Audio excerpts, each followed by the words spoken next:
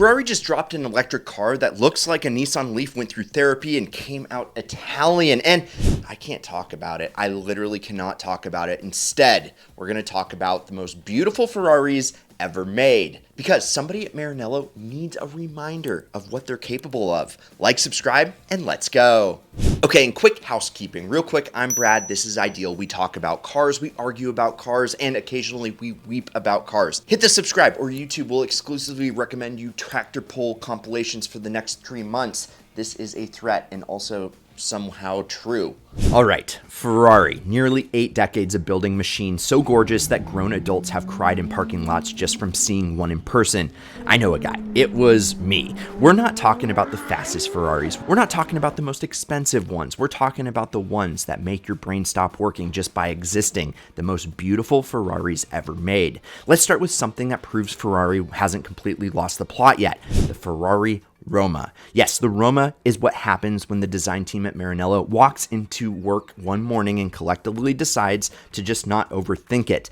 No massive aero fins, no angry air intakes the size of a small child, just clean lines, a face that looks alive and slightly dangerous, and proportions so good it almost seems unfair to every other car in the parking lot. Twin turbo V8, 4 seats, looks like it was designed by someone who actually had experienced joy. Ferrari replaced it with the Amalfi, which is fine, but the Roma is still the better looking car, and I will say that at full volume in any room. Now, the Ferrari F50. Here's a car that doesn't get nearly enough credit in the beauty conversation, and that is criminal. Everyone talks about the F40, and we'll get there. But the F50 is what happens when Ferrari said, what if we took everything we learned from Formula 1 and just bolted it into a road car? The answer was a naturally aspirated V12, derived directly from a 1990 Ferrari F1 car, and a carbon fiber tub for a chassis, and a body that looks like it was sculpted in a wind tunnel by someone who just happened to be a Renaissance painter. No turbo lag, no hybrid assist, just 520 horses screaming at you from directly behind your skull while you're trying to remember how to breathe. People slept on the F50 when it came out because it had the audacity to follow the F40,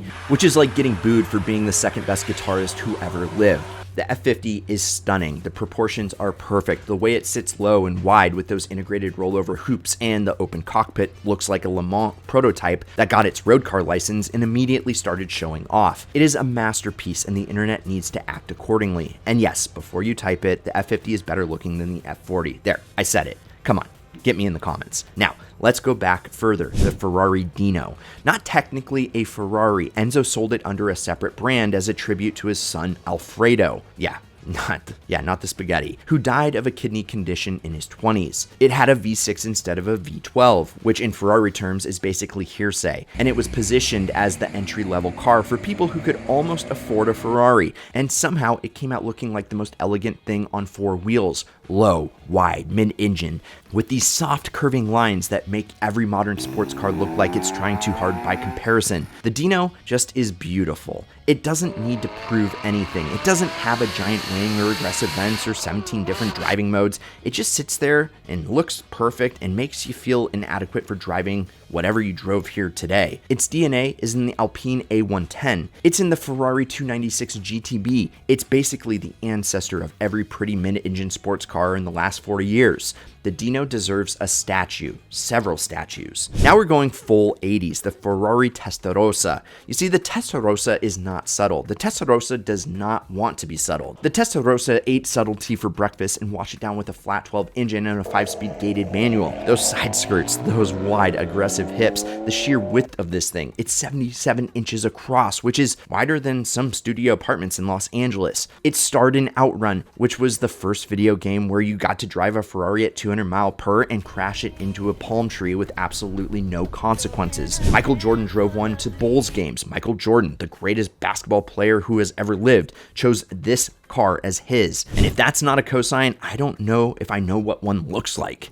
What's a cosign? Flat 12, 5-speed gated manual, mid-mounted. It sounds like the Ocean if the Ocean was angry and Italian. The Testarossa is an 80s icon in the same conversation as Top Gun and shoulder pads. And unlike shoulder pads, it aged perfectly. Hey guys, real quick, the giveaway for the Shelby and Supra and the $100,000 has ended, and well, the winners are being picked right now, but we're coming back bigger and badder and better. So click the link in the pinned first comment because like Rocky, who won the GTR, like Greg, who won the 100K, you can sign up to be notified and get 100 free entries once it goes live. So click the link down below, go put in your email, and I can't wait to show you what we have cooking. All right.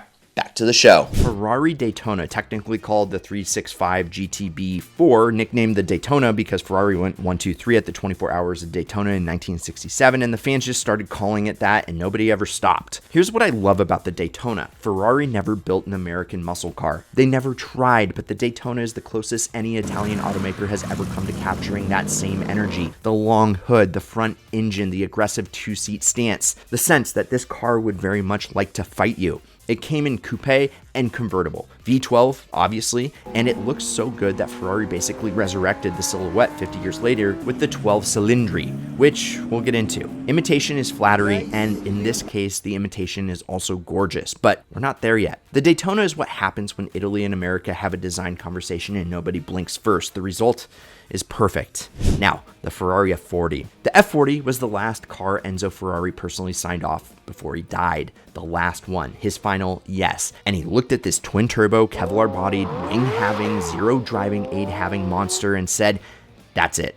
That's the one. The man who built Ferrari from the ground up, who won at Le Mans, who went to war with Ford. His final creative act was approving this car. That's the most Ferrari thing that has ever happened. I'm looking at you, Luce. No traction control, no ABS, no backup camera, no drive mode selector, just you, a turbocharged V8, and whatever's left of your courage. Some people in 1988 said it wasn't as technically sophisticated as the Porsche 959, and I genuinely respect their right to be completely and totally wrong about that. The F40 is not supposed to be sophisticated. The F40 is supposed to make you feel mortal. The Ferrari 288 GTO is the F40's quieter, cooler, older brother, the one that doesn't need to make an entrance because he's already the most interesting person in the room. Simple wedge shape, pop-up headlights, vents that are present but not screaming at you, and a rear three-quarter angle so clean it would currently break the internet if Ferrari tried to revive it, which they should. They won't, but they definitely should. The 288 GTO is the least try-hard hypercar Ferrari ever made,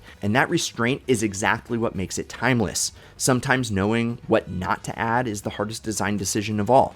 Ferrari used to know this. File that away. The 458 Italia is the car that lives rent-free in the head of every car enthusiast who has ever lived between 2009 and today.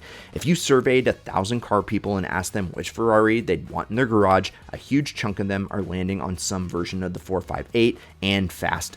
And they would be correct. Naturally aspirated V8, which actually is pretty reliable. Revving to the moon, sounds like a choir of very fast angels. Visually cleaner than everything Ferrari has made since. Way prettier than the F430 it replaced. Sorry, F430 guys, it just is. The 458 Speciale came along later with more fins, more aero, more drama, and became an internet legend in its own right. But a plain, simple Rossa Corsa 458 Italia with no extras and no apologies is one of the high watermarks in the history of automotive design. Ferrari set the bar here, then spent the next decade slowly walking away from it. The Ferrari F50 Maranello is what 90s cool actually looks like. It's not the neon kind, not the grunge kind, the quiet, confident, I own a V12 and I don't need to tell you about it kind. Simple proportions, not trying to impress you, just a 5.5 liter V12 in the front, a 6-speed manual, and enough presence to make everything around it look nervous. It's the only Ferrari I can think of that looks better in silver than red, which is either hearsay or the highest compliment that you can pay a design, and I genuinely can't decide which. It jumped a Miami Bridge in Bad Boys 2 and looked cooler than Will Smith doing it. That's the bar. And finally, the Ferrari 12 Cilindri. Yes, the new one. The one that is Exhibit A in the case that at least one person in Maranello still has functioning eyes and taste buds. It's basically a love letter to the Daytona, long hood, tiny deck, a black light bar between the headlights that winks directly at its ancestor from 50 years ago, naturally aspirated V12 this year. Do you know how insane that is? That's like showing up to a vegan restaurant with a whole rotisserie chicken and everyone in the room slowly starts applauding. The 12 Cilindri is a statement that the combustion engine isn't done yet, and it makes that statement beautifully. It gives me hope. And then I remember what they just revealed as the EV, and all the hope just goes away. But Listen, Ferrari has built some of the most beautiful objects ever created by human hands. The Dino, the Daytona, the F40, the F50, the 458, the Roma. These aren't just cars, you guys. These are the reason this hobby exists. It's just I have lint in my pocket, so I can't afford any of them. And these are the reasons why 12-year-olds put a poster on their wall and decide that one day, somehow, they're gonna make it. Ferrari built that feeling for 79 years. Here is hoping for whoever is in charge of the crayon box finds their way back to it. I'm Brad, this is Ideal. Smash the subscribe button, hit the like button, and let me know which Ferrari is your favorite in the comments. I can't wait to see what you think down below. Also, check out some of these Ideal vids and promise me one thing: keep living the Ideal lifestyle.